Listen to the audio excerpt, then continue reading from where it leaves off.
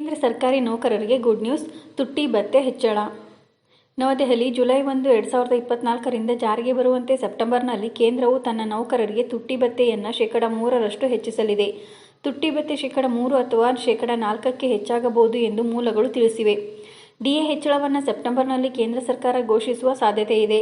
3ರಷ್ಟು ಹೆಚ್ಚಳವು ದೃಢಪಟ್ಟಿದೆ, ಆದರೆ ಹಣದುಬ್ಬರ ಪರಿಸ್ಥಿತಿಗಳನ್ನು ಅವಲಂಬಿಸಿ ಇದು ಶೇ.4ರಷ್ಟು ಆಗಬಹುದು ಎಂದು ಮೂಲಗಳು ತಿಳಿಸಿವೆ. ತುಟ್ಟಿ ಭತ್ಯೆಯು ಮೂಲ ವೇತನದ ಶೇ.50ರಷ್ಟಿದೆ.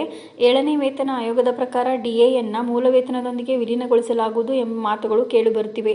ಶೇ.50ಕ್ಕಿಂತ ಹೆಚ್ಚಿನ ತುಟ್ಟಿ ಭತ್ಯೆ ವಿಧಿಸಿದರೆ ಡಿಎಯನ್ನು ಮೂಲ ವೇತನದೊಂದಿಗೆ ವಿಲೀನಗೊಳಿಸಲಾಗುವುದಿಲ್ಲ ಎಂದು ಮೂಲಗಳು ತಿಳಿಸಿವೆ.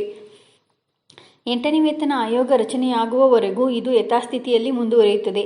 ಮಾರ್ಚ್ 2024ರಲ್ಲಿ ಕೇಂದ್ರ ಸರ್ಕಾರವು ತುಟ್ಟಿ ಭತ್ಯೆಯನ್ನು ಮೂಲ ವೇತನದ ಶೇ.4ರಿಂದ 50ಕ್ಕೆ ಹೆಚ್ಚಿಸಿತ್ತು. ಸರ್ಕಾರವು ತುಟ್ಟಿ ಭತ್ಯೆ ಪರಿಹಾರವನ್ನು ಶೇ.4ರಷ್ಟು ಹೆಚ್ಚಿಸಿದೆ.